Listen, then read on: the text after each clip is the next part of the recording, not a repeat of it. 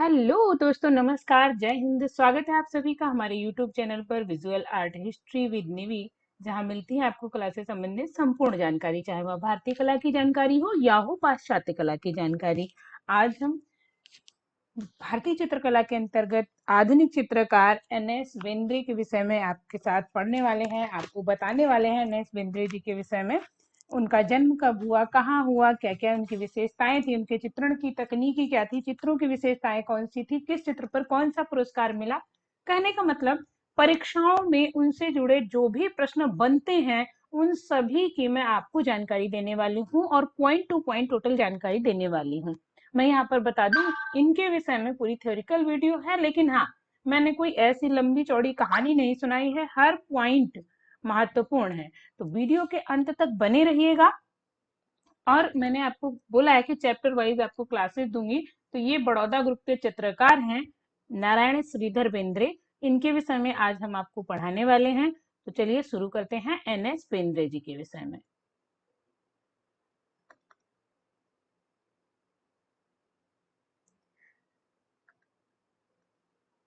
सबसे पहला जो क्वेश्चन बनता है वो क्या बनता है, नारायण श्रीधर बेंद्रे या एन.एस. बेंद्रे। यहाँ पर एन.एस. बेंद्रे, नारायण श्रीधर बेंद्रे का जन्म कब और कहाँ हुआ। सबसे पहला क्वेश्चन यही बनता है, एन.एस. बेंद्रे का जन्म कब और कहाँ हुआ। तो सन 1910 ईस्वी में इंदौर मध्य प्रदेश में नारायण श्रीधर बेंद्रे का जन्म हुआ है, याद रखिएगा आप लोग, ठीक है। एन.एस. बेंद्रे का जन्म कब हुआ, 1910 ईस्वी में इंदौर के मध्य प्रदेश के इंदौर में हुआ। इंपॉर्टेंट है, याद रखिएगा। इनकी मृत्यु भी यहीं पर देख लीजिए 1992 में मुंबई में हुई थी, आगे मैंने लिखवा भी दिया है, ठीक है। मुंबई में इनकी मृत्यु हुई थी, याद रखना। इसके बाद हम देखते हैं ये क्या क्या थे या इनकी विशेषताएं क्या थी। ये एक बिंदुवादी चित्रकार के रूप में जाने जाते हैं, प्रभाववादी चित्रकार के रूप में जाने जाते हैं, दृश्य चित्रकार के रूप में जाने जाते हैं, दृश्यवादी चित्रकार के रूप में जाने जाते हैं। और भारत के पहले प्रभाववादी चित्रकार जो हैं वो कौन है, हमारे नारायण श्रीधर बेंद्रे, मतलब एन.एस. बेंद्रे जी हैं। तो यहाँ पर सबसे पहला क्वेश्चन आपको यहीं पर मिल जाता है, भारत का वह चित्रकार जिसके चित्रों में सबसे पहले प्रभाववाद दिखाई देता है। ये सबसे पहला प्रभाववादी चित्रकार तो कौन आएगा, एन.एस. बेंद्रे आएंगे, याद रखिएगा आप लोग, ठीक है। अगला है इनकी शिक्षा।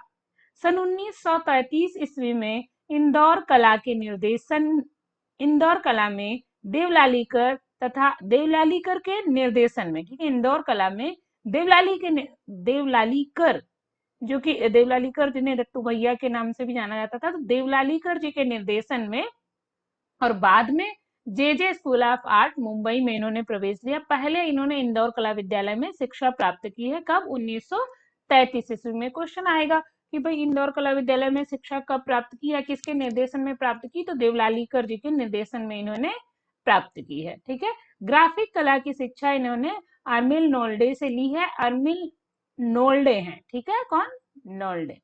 अरविंद नोल्डे से इन्होंने शिक्षा ली है, किसकी, ग्राफिक कला की शिक्षा नोल्डे से ली है। और इनका पूरा नाम क्या था, नारायण श्रीधर बेंद्रे था। क्वेश्चन बहुत सरल है लेकिन आता है पेपर में, एन.एस. बेंद्रे शॉर्ट में कहते हैं। तो इनका पूरा नाम क्या है, नारायण श्रीधर बेंद्रे है, याद रखिएगा, आपके पेपर में पूछा जाता है। अच्छा, ये मैं बता दूं कि जो डीएसएसबी वाले हैं वो इन वीडियोस को जरूर देख लिया करें, या हम कहें कि इनको बहुत ध्यान से देखें। टीजीटी वालों के लिए भी ये बहुत खास है, वैसे तो हर परीक्षा के प्रतियोगी के लिए यह इम्पोर्टेंट वीडियो है, ठीक है। मैं बता रही हूँ क्योंकि आधुनिक चित्रकला का बहुत ज्यादा क्वेश्चन आता है और अब डीएसएसबी में मॉडर्न पेंटिंग का, ये समकालीन आर्टिस्ट का सबसे ज्यादा पूछा जाता है, ठीक है। हालांकि उसमें भाग बटे होते हैं, थोड़ा अजंता से, थोड़ा हमारे जो सिंधु सभ्यता है उसके बाद मूर्ति कला से, वास्तुकला से, स्थापत्य कला से और चित्रकला से, लेकिन फिर भी आधुनिक में वो ज्यादा जाते हैं, तो ये याद रखना है, ठीक है। चलो आगे बढ़ते हैं।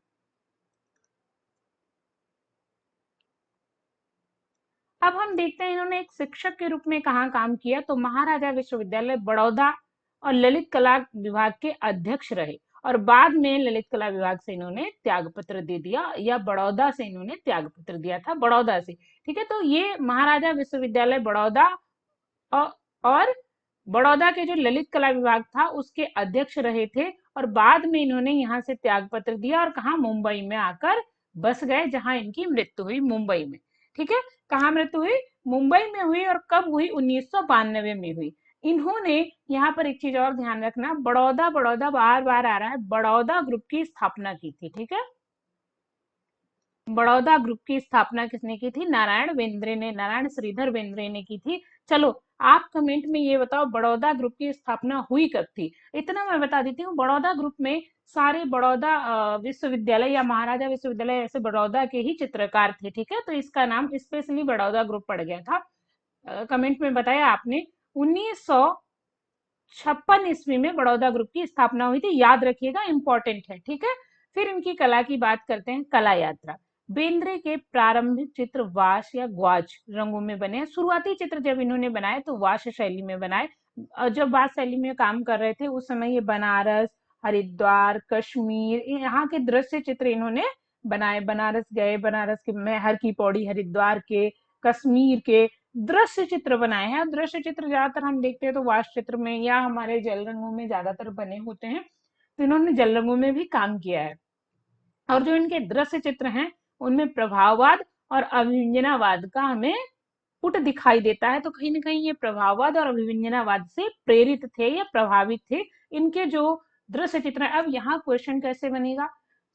बेंद्रे के कौन से चित्र प्रभाववाद या अभिव्यंजनावाद से प्रेरित थे? या वह चित्रकार जिसके आरंभिक चित्र जो ग्वास में बने हैं प्रभाववाद और अभिव्यंजनावाद की झलक दिखाते हैं, या प्रभाववाद अभिव्यंजनावाद उसमें दिखता है। वह चित्र जिसने बनारस, हरिद्वार, कश्मीर आदि के दृश्य चित्र प्रभाववाद और अभिव्यंजनावादी शैली में बनाए हैं। किसी भी तरीके से आपसे क्वेश्चन करे तो आपको ये याद रखना है। ठीक है, अब इनकी कला में परिवर्तन कहाँ से आया? सन 1945 में ये जाते हैं शांति निकेतन, वहां की यात्रा करते हैं और वहां के बाद इनके चित्रों में परिवर्तन आ गया। वहां ये जब रविन्द्रनाथ टैगोर और इन लोगों से, नंदलाल बोस और इन सबसे मिले, वहां की चित्रण शैली देखी, ये बहुत प्रभावित हुए और वहां से इनके चित्रों में परिवर्तन आ गया। ठीक है, इन्होंने टेम्परा में रेखांकन का एक कुशल प्रयोग किया। टेम्परा माध्यम में भी अलग अच्छा प्रयोग इन्होंने किया है। इसी समय इनके चित्रों में, जब यहाँ से आते हैं शांति निकेतन से, तो इस समय इनके चित्रों में घनवादी प्रवृत्ति विकसित हुई। अब कहीं ना कहीं घनवाद, अच्छा चलो यहाँ पर बताओ घनवाद का आरंभ किसने किया था? घनवादी प्रवृत्ति इनके चित्रों में विकसित हुई।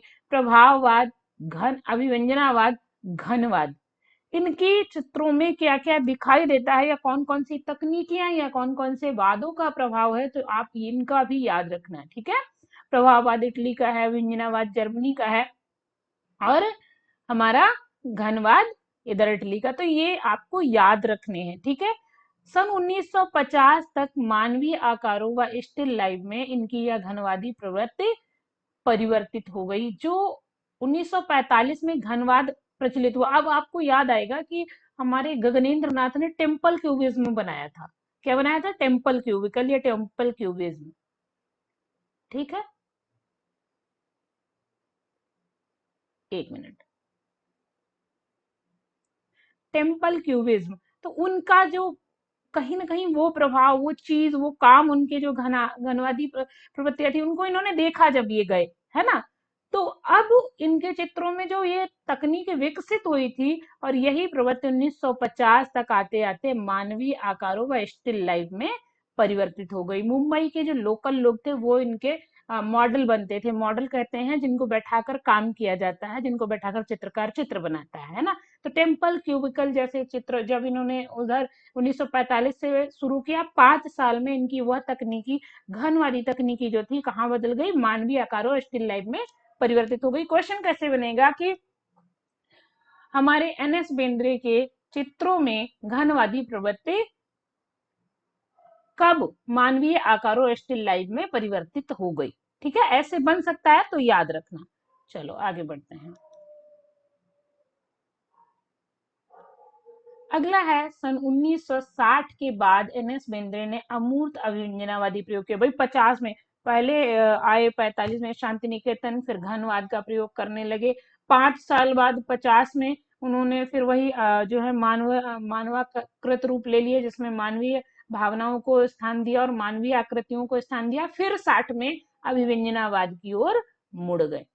ठीक है, अभिव्यंजनावाद की ओर मुड़ गए। तो अब कहीं ना कहीं इनके चित्रों में अमूर्त अभिव्यंजनावाद, अब अमूर्त की ओर मुड़ गए कि अभिव्यक्ति को प्रमुख माध्यम देने लगे, जिसका तुम्हें देखने मिलेगा इसका आपको थर्न में। थर्न कांटे जो चित्र है इसमें आपको अमूर्त अभिव्यंजनावाद और घनवाद का दोनों का सम्मिश्रण देखने मिलेगा। यहाँ आप इनकी एक पेंटिंग देख सकते हैं, ये वास्तु शैली में जो इनका कार्य है। एक लड़की बैठी हुई है, दो बड़ी लड़कियां, एक छोटा बच्चा बैठा हुआ है, चटाई रखी हुई है पास में काम करते हुए। बैकग्राउंड सादा साधारण सा इन्होंने दिखाया है। तो 1966 में इन्होंने बड़ौदा से त्याग पत्र देकर मुंबई में कार्य करने का निर्णय लिया, या वहां पर ये काम करने लगे, तो याद रखिएगा, ठीक है। मद्रास की एक फिल्म कंपनी में ये कला निर्देशन का कार्य करते थे। याद रखना, मद्रास की फिल्म कंपनी में कला निर्देशन कार्य किसने किया है, तो हमारे एनएस बिंद्रे ने किया है। एनएस बिंद्रे ने बड़ौदा से त्यागपत्र कब दिया, 1966 ईस्वी में दिया। और त्यागपत्र देकर कहाँ चले गए, तो मुंबई चले गए। याद रहेगा। कोई दिक्कत? मुझे नहीं लगता कोई दिक्कत होगी। फिलहाल अगर कुछ डाउट है तो पूछ सकते हैं। आगे बढ़े क्या? चलो, प्रमुख चित्र इनके हैं गपसप, थार्न, कांटे। मैं आपको ये चित्र दिखा दूंगी, इसलिए दिखा दूंगी क्योंकि जो ऑनलाइन एग्जाम हो रहे हैं तो उनमें आज के समय में ये चित्र दिखाकर आपसे क्वेश्चन पूछा जाता है। तो आप देखेंगे तो आपको समझ में आ जाएगा, अच्छा ये चित्र किसका है, हमारे एनएस बेंद्रे का है।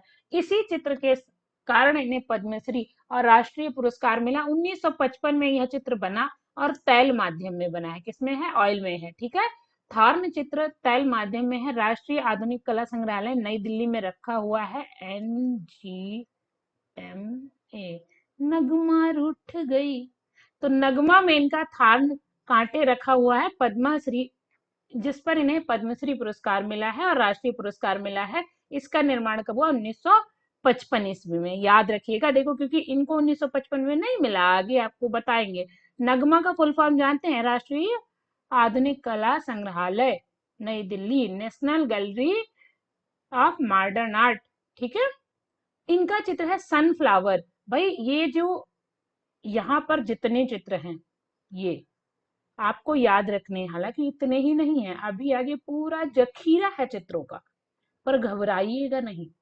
इसमें से जो चित्र, मैं एक टेक्निक बताऊं आपको, कि जो चित्र थोड़ा अलग लग रहा है, ऐसे लग रहा है कि भाई औरों से अलग है, या नाम थोड़ा अलग है, या कुछ स्पेशल हुआ है उस चित्र के साथ, या कोई स्पेशल जैसे उस चित्र को किसी ने खरीद लिया, तो वो चित्र आपको याद ही रखने चाहिए, क्योंकि वो स्पेशल हो गए हैं। बनाए सब बराबर हैं, ठीक है। अब इनके चित्रों में सनफ्लावर, यह चित्र ललित कला अकादमी के मोनोग्राफ के मुख्य पृष्ठ पर छपा था। अब सीधा क्वेश्चन यहाँ से बन जाता है, यह हटा दो, ठीक है। वह कौन सा चित्र है जो ललित कला अकादमी के मोनोग्राफ के मुख्य पृष्ठ पर छपा था? एनएस बेंद्रे का वह चित्र जो ललित कला अकादमी के मोनोग्राफ पर छपा था, सनफ्लावर। अच्छा, सनफ्लावर नाम लेते ही एक और चित्रकार का नाम आता है, वेस्टर्न वाले। आपको बताना है सनफ्लावर किसका है, ठीक है। चलो, झोपड़ी पर बैठे, खेत में कौए, सनफ्लावर, ये चित्र किस चित्रकार के हैं? आप कमेंट में बताएंगे। हाँ, चाहे जिस सब्जेक्ट वाले हों, हम कह सकते हैं चाहे जिस परीक्षा वाले हों, सब्जेक्ट वाले तो आर्ट वाले ही हो गए सब, है ना। मेरा उद्देश्य है आपको शिक्षक बनाना, आपको आर्ट का शिक्षक बनाना। तो उसमें ये आपको, जैसे ये इन्होंने पूछा सनफ्लावर इन्होंने बनाया, तो यहाँ से पूछा जा सकता है किसने और बनाया है, आपको बताना है, ठीक है। यह सनफ्लावर एनएस बेंद्रे का है, जो कि ललित कला अकादमी के मोनोग्राफ के मुख्य पृष्ठ पर छपा था। फिर आता है घुमक्कड़, Mysore bull, fruit seller, important है, इंडियन फ्रूट सेलर, एक है इंडियन फ्रूट सेलर। यहीं पर मैं बता दूं, इंडियन फ्रूट सेलर किसका है? रवि वर्मा का, ठीक है। बनाना सेलर,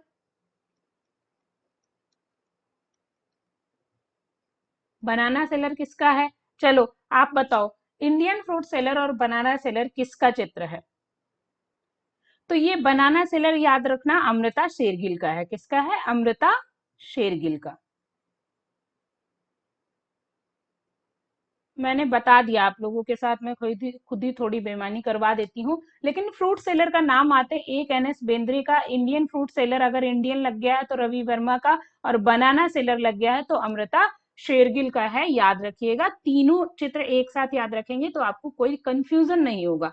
खाली फ्रूट सेलर है तो किसका है? एनएस बेंद्रे का है। ठीक है, इंडियन फ्रूट सेलर है तो रवि वर्मा का है, और बनाना सेलर है तो अमृता शेरगिल का है। ठीक है।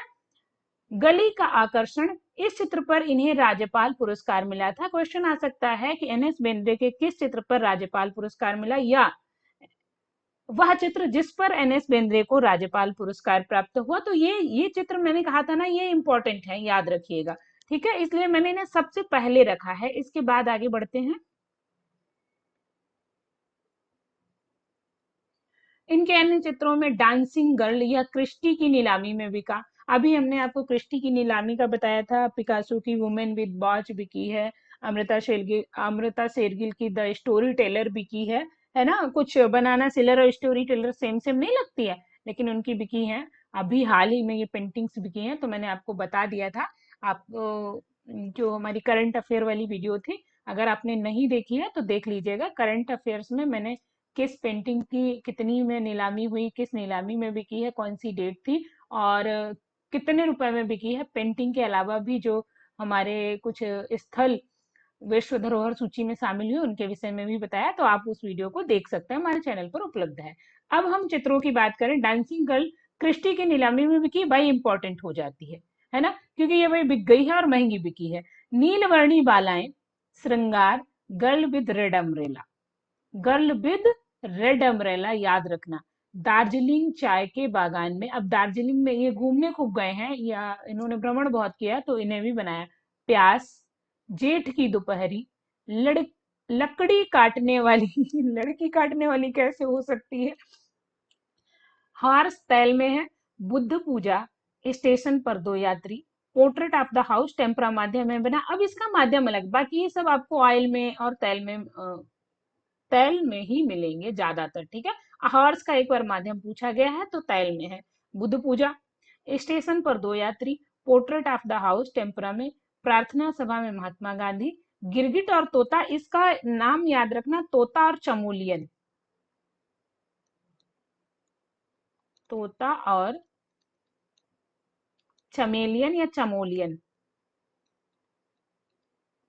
ठीक है, चमोलियन, इनका इसको याद रखना, क्योंकि गिरगिट और तोता को तोता और चमोलियन शीर्षक से भी जाना जाता है। ये गिरगिट चमेली का तेल लगा के आया था क्या, जो चमोलियन बोल दिए। मजाक कर रही हूँ।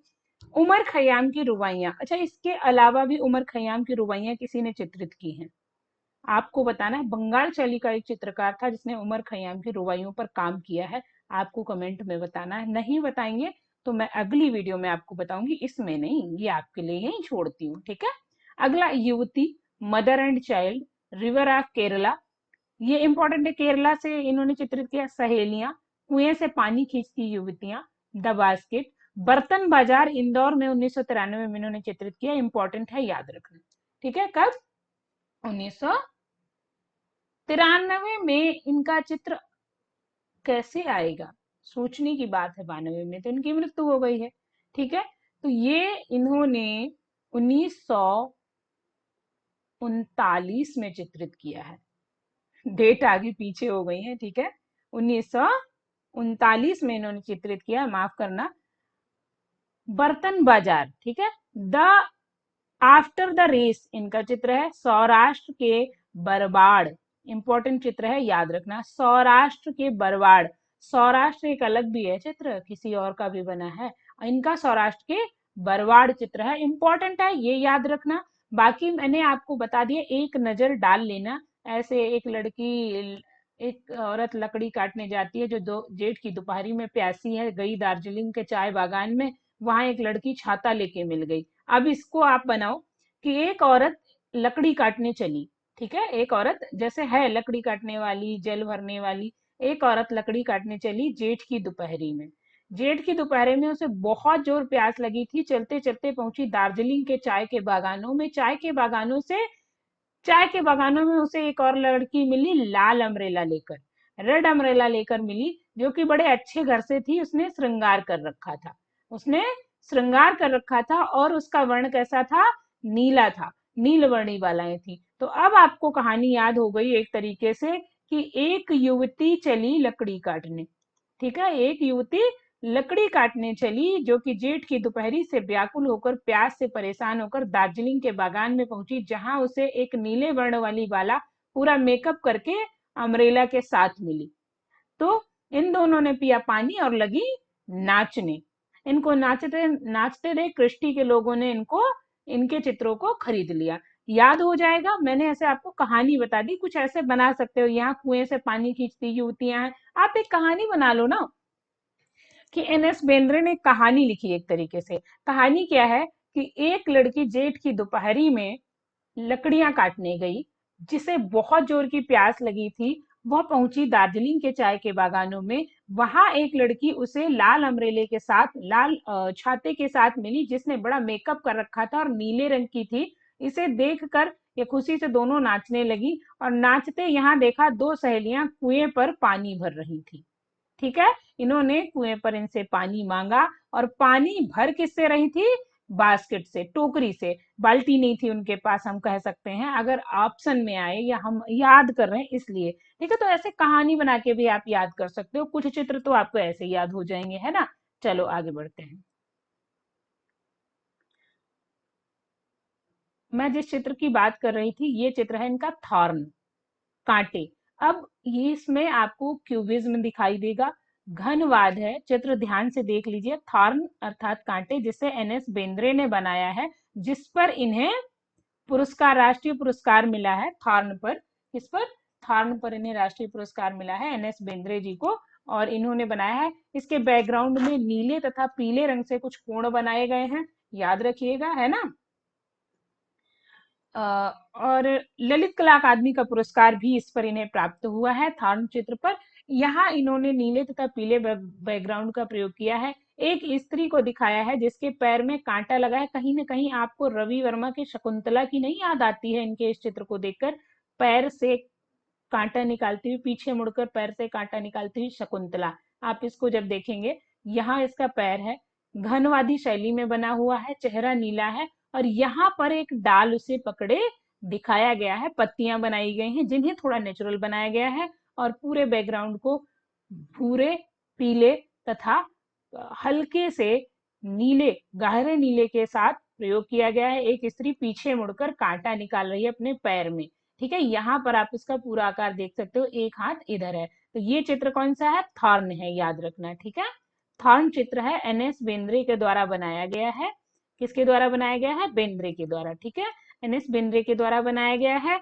इसमें एक स्त्री पीछे मुड़कर कांटा निकाल रही है। किस शैली में है? घनवादी शैली में है। ठीक है, घनवादी शैली में है, अभिव्यंजनावाद का स्वरूप भी दिखाई देता है। ठीक है, और इस पर इन्हें राष्ट्रीय पुरस्कार भी प्राप्त हुआ है। तो ये थॉर्न की बात हो गई। ठीक है, आगे चलते हैं।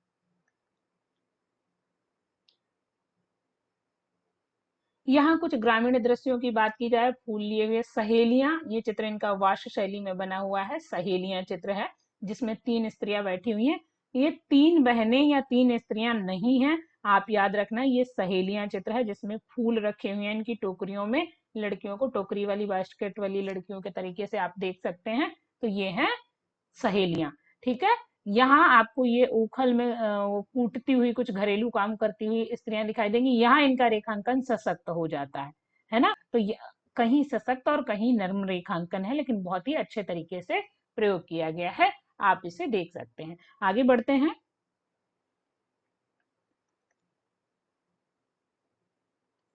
अब हम बात इनके पुरस्कार और सम्मान की कर लेते हैं। सन 1969 में इन्हें पद्मश्री मिला, और किस लिए मिला? थॉर्न के लिए।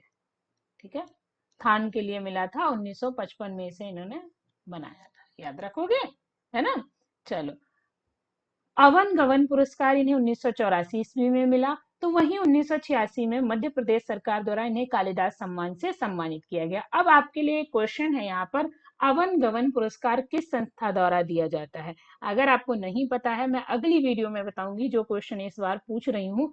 मुझे ना याद रहे, आप इस वीडियो के लास्ट में कमेंट जरूर कर दीजिएगा, और अगर आपको नहीं आता कि अवन गमन किसके द्वारा दिया जाता है, मैं आपको अगली वीडियो में बता दूंगी, ठीक है। फिलहाल आपको बताना है एन एस बेंद्रे को अवन गमन पुरस्कार 1984 में मिला। आपको बताना है किस संस्था द्वारा दिया जाता है। पद्मश्री तो भारत सरकार द्वारा दिया जाता है, कालिदास सम्मान मध्य प्रदेश सरकार द्वारा दिया जाता है। वहीं 1992 में इन्हें पद्म भूषण पुरस्कार से सम्मानित किया गया। इन्हें पद्मश्री और पद्म भूषण 2 पुरस्कार प्राप्त हुए हैं। किसकी बात हो रही है? नारायण श्रीधर बेंद्रे की या एन एस बेंद्रे की, ठीक है।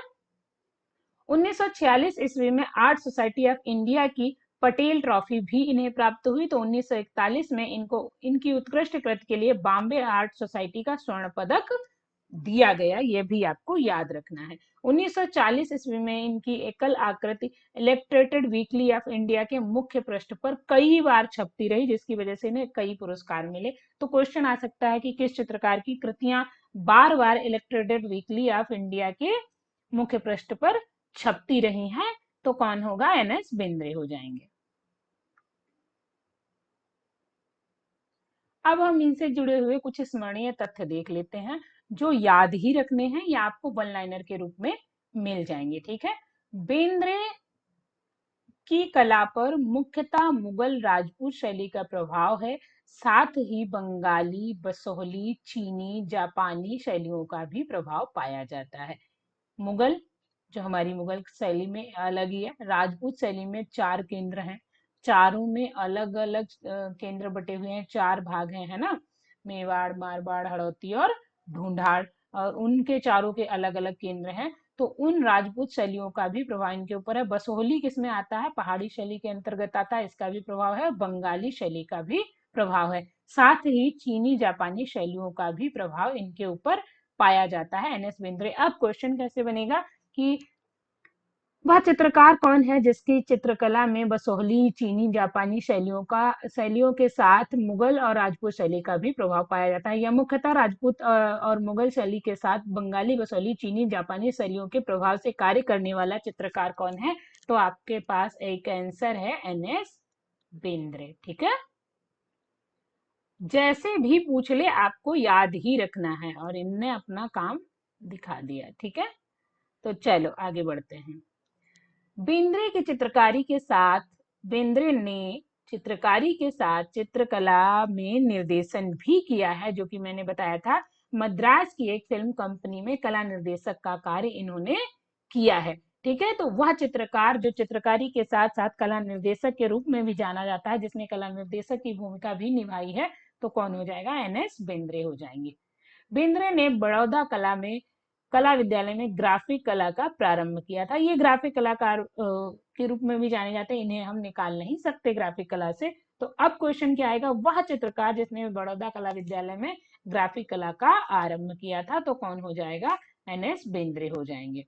इन्होंने लिखा, मैं इस दुनिया में जो कुछ भी अनुभव करता हूँ केवल उसी का चित्रांकन करता हूँ, बाकी चीजें मेरे लिए महत्वपूर्ण नहीं है। मतलब यथार्थवादी है ना। तो कहीं ना कहीं जो देखते हैं वही चित्रित करते हैं, ठीक है। इन्होंने कहा कि मैं किसी भी आदर्शवादिता पर नहीं जाऊंगा।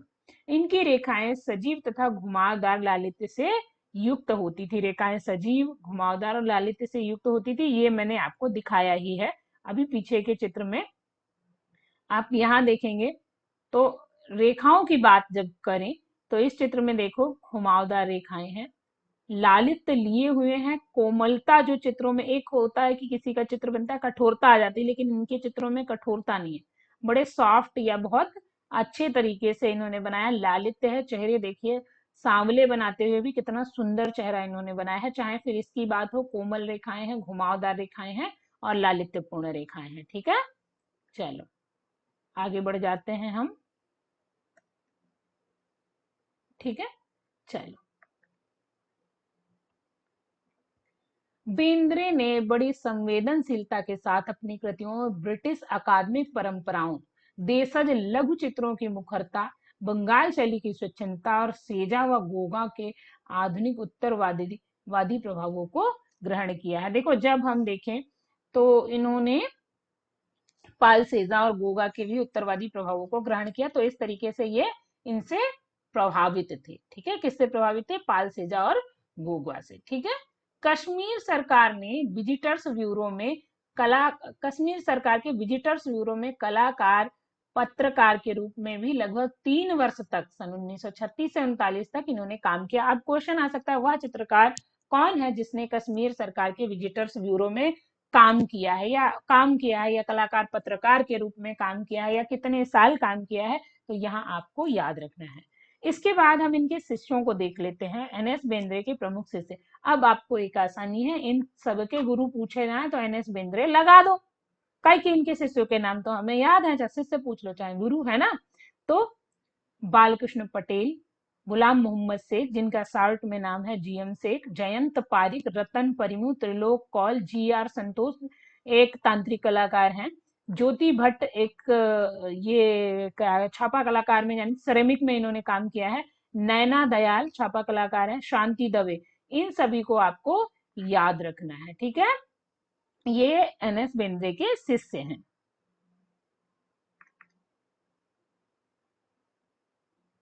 फिर बात आती है 1943 ईस्वी में इन्होंने मुंबई में अपनी पहली प्रदर्शनी लगाई। पहली एकल प्रदर्शनी एनएस बेंद्रे की कब हुई? 1943 ईस्वी में हुई है, याद रखना। इसी के साथ एक चीज और याद रखना, लंदन की आर्टिस्ट